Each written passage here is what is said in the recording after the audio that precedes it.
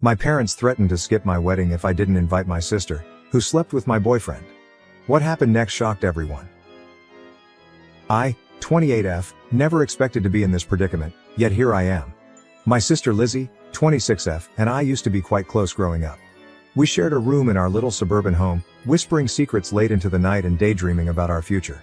Lizzie was always the more outgoing one, with a talent for art and music, whereas I was the studious kind, constantly buried in a book. Despite our disputes, we remained linked. Our parents, John, 55M, and Mary, 53F, raised us to prioritize family above all else. Dad worked long hours as a construction foreman to support us, while Mom worked part-time and ran the family. They instilled in us a strong sense of loyalty and taught us the value of sticking together through thick and thin. Little did I know how much my familial loyalty would be tested in the coming years. I met Jake, 30M, in my sophomore year of college. He was a senior, personable and popular, with a love of books that mirrored mine. We bonded over our mutual love of classic novels, and we spent many hours in quaint coffee shops talking about our favorite authors. Jake was my first serious boyfriend, and I fell hard and quickly. After graduation, Jake opted to stay in town and work at a local publishing business. Our relationship grew stronger, and we soon began discussing our future together. We moved in together after graduation, sharing a small but comfortable apartment near the city center. Jake was always supportive of my marketing career goals and encouraged me to aim high. Meanwhile, Lizzie had decided to pursue her passion for art rather than attend college. She worked several jobs to support herself while attempting to establish a name in the local art community. I admired her tenacity and determination, even though our parents were dismayed by her decision not to pursue more study. Jake and Lizzie hit it off from the start. They shared an interest in indie music and abstract art, frequently engaged in passionate debates about the newest gallery openings or underground bands. I was overjoyed that my boyfriend and sister got along so well, never suspecting that their relationship would develop into something more sinister. 5 years into our partnership, Jake and I were doing well. We'd weathered the storms of early adulthood together, including job changes, financial difficulties, and the death of our beloved childhood dog. We had even begun casually researching engagement rings online, fantasizing about a future wedding and the family we would create together. In contrast, Lizzie's life was more turbulent. She moved from job to job, trying to make ends meet while pursuing her art. There were times when she'd crash on our couch, and Jake and I would assist her financially. I didn't mind, after all, she was my sister, and I wanted to support her goals. Everything changed on a wet Tuesday in April. I had a large presentation at work and discovered I had left some important data on my home laptop. Knowing Lizzie was staying with us that week, I contacted and requested her to send the files to me. She agreed, and I didn't think anything more about it. Hours later, after completing my presentation, I opened my inbox to locate the files from Lizzie, but there was something else, an email thread that Lizzie had mistakenly left open when she gave the files. My heart stopped as I read the letters between her and Jake, which contained intimate information and arrangements for their secret rendezvous. I felt as if the ground had vanished beneath me. I left work early, my thoughts reeling, and confronted Jake in our apartment. He attempted to downplay it at first, claiming it was just a few innocent flirtations, but as I revealed more of what I'd read, his justifications fell apart. Jake finally confessed to a 6-month romance with Lizzie. He claimed that it began innocently, late-night conversations when I was sleeping or working late, a common interest for art that grew into something more. He stated he never wanted to hurt me, that he was confused about his emotions. I couldn't endure hearing it any longer and urged him to leave. Confronting Lizzie was even more challenging. I approached her modest studio apartment, my hands trembling as I knocked on the door. When she opened it, her expression sank. She knew I had found out. Unlike Jake, Lizzie did not attempt to offer explanations. She looked me in the eyes and told me she'd fallen in love with Jake, that they hadn't planned it but couldn't resist their feelings. The following several months were a haze of agony and hatred. I moved out of the apartment I shared with Jake and stayed on a friend's couch until I could locate my own place. I put myself into work, picking up extra assignments to keep my mind occupied. I cut off all contact with Jake and Lizzie, blocking their phone numbers and social media profiles. My parents were devastated by the news. They attempted to mediate at first, encouraging me to hear Lizzie out and contemplate forgiveness, but I couldn't handle the thought of being in the same room with her. The treachery was too new, too deep. They eventually stopped pushing, but I could see the sadness in their eyes every time the subject came up. After nearly a year of treatment and self-reflection, I felt ready to date again. I first met Alex, 32M, at a charity fundraiser at the local animal shelter. He was tall, with nice eyes and a kind grin that put me at ease right away. We bonded over our mutual love of dogs and our volunteer experiences at the shelter. Alex was kind and compassionate as I discussed my past. He never pushed me to go faster than I felt comfortable with, always respecting my limits. Slowly but gradually, I found myself falling in love again, this time with a man who genuinely liked and admired me. 2 years into our relationship, Alex proposed on a morning trek to our favorite viewing point. It was simple, private and beautiful. As we started planning our wedding, I felt a mixture of excitement and dread. The thought of walking down the aisle again triggered memories I'd rather forget. Everything was going fine until my dad mentioned inviting Lizzie to the wedding. They contended that she is still family and should be present on my special day. The very suggestion made my stomach turn. How could I celebrate the most joyful day of my life with someone who had given me so much pain? I adamantly refused, informing my parents that Lizzie's presence would just bring up sad memories and could ruin the day. Alex agreed with me, saying that our wedding should be about our love and happiness, not attempting to patch relationships that may be beyond repair. My parents did not take it well. They accused me of being petty and unwilling to move forward. They even threatened not to go if Lizzie was not invited. Some of our relatives have also gotten involved, accusing me of selfishness for separating the family and asking me to be a better person. But I don't believe I'm in the wrong here. Lizzie deceived me in the worst manner possible. She slept with the man I expected to spend my life with. I fought hard to overcome that anguish and start a new life with Alex. I don't want anything to compromise my newfound contentment and calm. Reddit, am I wrong to not invite my sister to my wedding? Am I being petty, or do I have the right to remove someone who has badly injured me from one of the most important events in my life? Update 1. I'd like to thank everyone who left helpful comments and advice on my first article. The response was amazing, and it gave me the confidence to have a difficult but essential conversation with my parents. I invited them over to supper last week, determined to clear the air and establish some boundaries. The evening started out tense. Mom kept trying to shift the talk toward wedding plans, while Dad was unusually silent. After we finished our meal, I took a big breath and went in. I described in detail how Lizzie's actions had affected me, including the sleepless nights, trust issues that nearly ruined my relationship with Alex, and the therapy sessions I need to work through my pain. I told them about the panic attacks I used to get anytime I saw a couple that reminded me of Jake and Lizzie, how I'd lost weight because food tasted bad, and how I'd poured myself into work to avoid dealing with my feelings. To my amazement, Mom burst into tears midway through my explanation. Between sobbing, she acknowledged that they had pushed for Lizzie's inclusion out of remorse. It turned out that Lizzie's life had spiraled drastically after the incident. My parents told me that Lizzie had lost her job at the gallery where she had been working. Her drinking, which had previously been sociable, had progressed to the point that she was rarely sober. She'd been in a run of short-lived, destructive relationships, one of which left her in the hospital with a broken arm. Mom and Dad felt responsible for not seeing Lizzie's problem sooner. They scolded themselves for applauding her free spirit without acknowledging that she may have required more guidance and assistance. In their thoughts, inviting Lizzie to the wedding was a means to reintegrate her into the group and possibly help her get her life back on track. While I sympathized with Lizzie's hardships, I made it clear that this did not excuse her behavior or erase the anguish she caused me. I reminded them of all the instances they had assisted Lizzie financially and emotionally over the years, emphasizing how supportive they had always been as parents. I emphasized that I was not responsible for Lizzie's well-being, and I shouldn't have to give up my peace of mind for her. Dad, who had kept silent for the majority of the conversation, suddenly piped out. He told me a story from his own background that I had never heard before. Apparently, his older brother had done something similar, compromising Dad's trust significantly when they were younger. They had never really reconciled, and I could see sadness in Dad's eyes as he recounted decades of stressful family reunions and squandered possibilities. He stated that he did not want the same for Lizzie and me, which is why he has been pushing for reconciliation, but he also admitted that he couldn't compel forgiveness and that healing had to happen on my own terms. Dad apologized for pressuring me and promised that he and Mom would respect my decision regarding the wedding. He also told me that they would attend, with or without Lizzie. My parents agreed to speak with the relatives who had been causing me problems and explain the issue. They vowed to stop any future attempts to guilt-trip me into inviting Lizzie. After this emotional chat, I felt as if a weight had been lifted from my shoulders. Although my feelings remained unresolved, I felt heard and understood by my parents for the first time since the ordeal began. Alex, who had made himself scarce during the dinner to allow us peace, was quite supportive when I told him later that night. He held me while I cried, a mixture of relief and anguish sweeping over me. He advised we take a weekend trip to decompress and refocus on our wedding planning.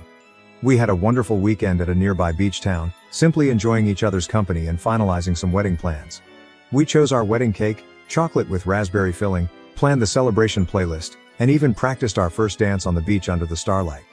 This event has increased my appreciation for Alex. He's been my rock through it all, constantly prioritizing my sentiments and wholeheartedly supporting me. I am more confident than ever that I am marrying the right guy. The wedding is now less than 2 months away, and I'm looking forward to celebrating our love with those who actually care about us. I still feel sad about Lizzie's absence, but I know this is the best decision for my mental health and happiness.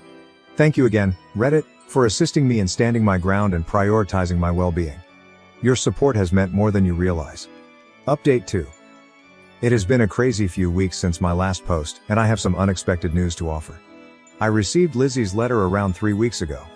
The envelope lay on our kitchen counter for days, and I hesitated whether to open it or throw it away. Alex, ever the voice of reason, argued that reading it might bring some closure, even if I choose not to react. Finally, on a peaceful Sunday morning, I mustered the confidence to open the letter.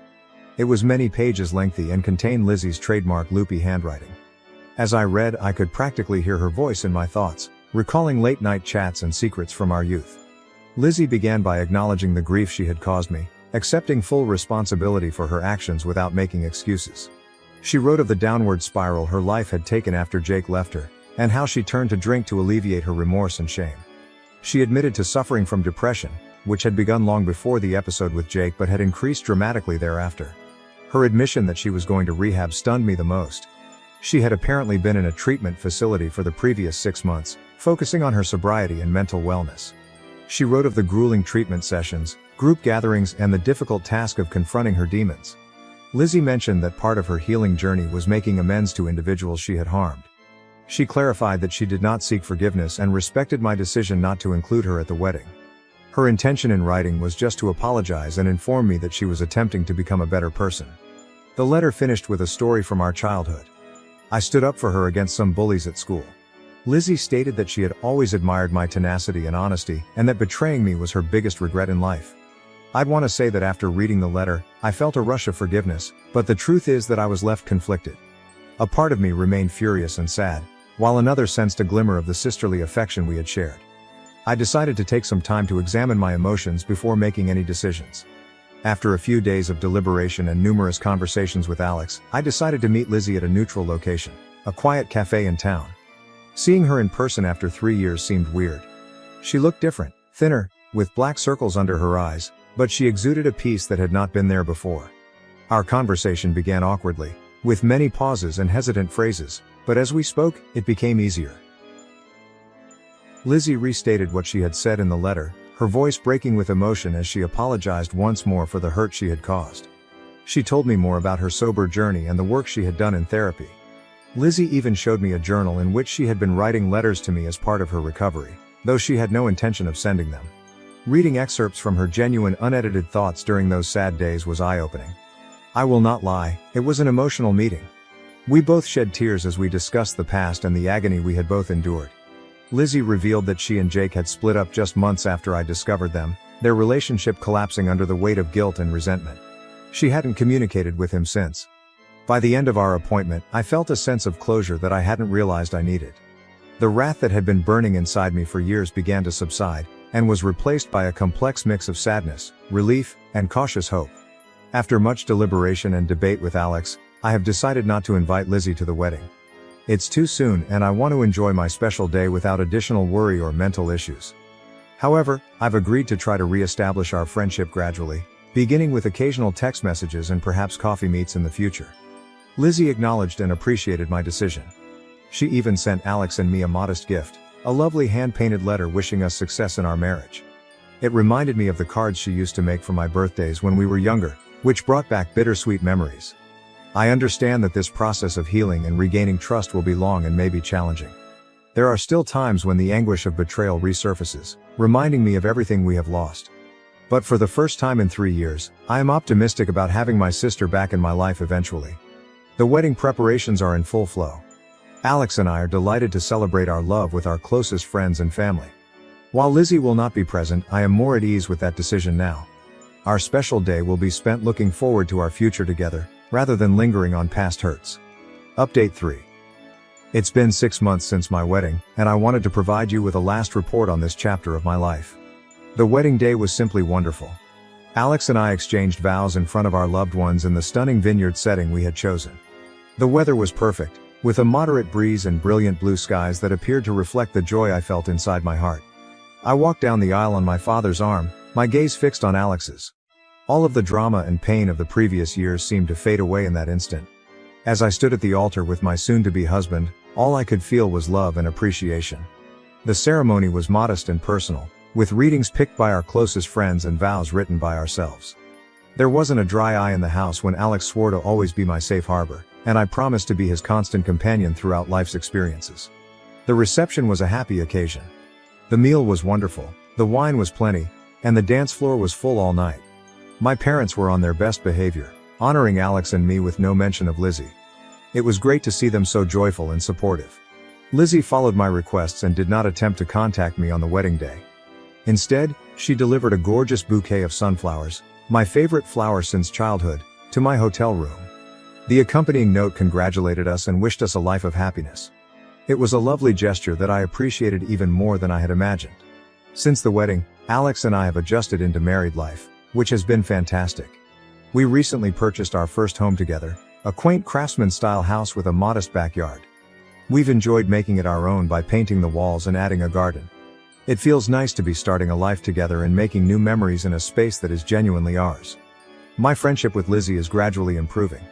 We've had a few more coffee meetings and are now texting on a regular basis. Our chats are still somewhat guarded, but there is a developing comfort between us that reminds me of our previous connection. Last month, we even ate dinner with our parents. It was a little awkward at begin, with everyone trying to avoid certain issues, but as the evening proceeded it became more like old times. Lizzie remains committed to her recovery and has been making significant improvements in her life. She's back in school, training to be a counselor for disturbed teenagers. She thinks her own experiences have given her insight into the difficulties that young people encounter, and she wants to help others avoid the mistakes she did. Seeing her progress and commitment to changing her life has aided me in my forgiveness journey. Lizzie recently inquired if she might exhibit some of her work at a local gallery. I hesitated at first, recollections of her previous artistic pursuits triggering conflicting feelings, but I decided to go. With Alex by my side for support. Walking into the gallery, I was taken aback by the transformation in her work. The chaotic, dark pieces of her turbulent years were replaced by brilliant, hopeful canvases that appeared to throb with life. One painting in particular caught my eye. Two interwoven trees with branches reaching for the sky. Lizzie subsequently told me that it reflected her wish for our relationship to flourish together again after our separation. While we are not back to being best friends, and I doubt we ever will be, I am delighted we are working to mend our friendship.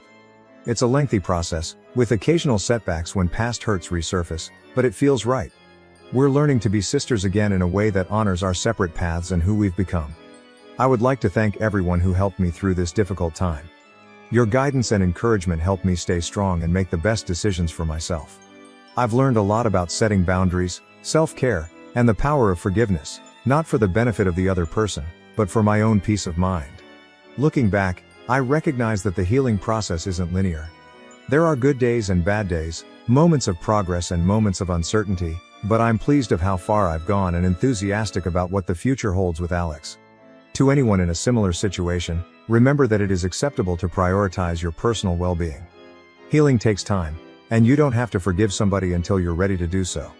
Trust your intuition, surround yourself with helpful people, and do not be hesitant to seek professional help if necessary.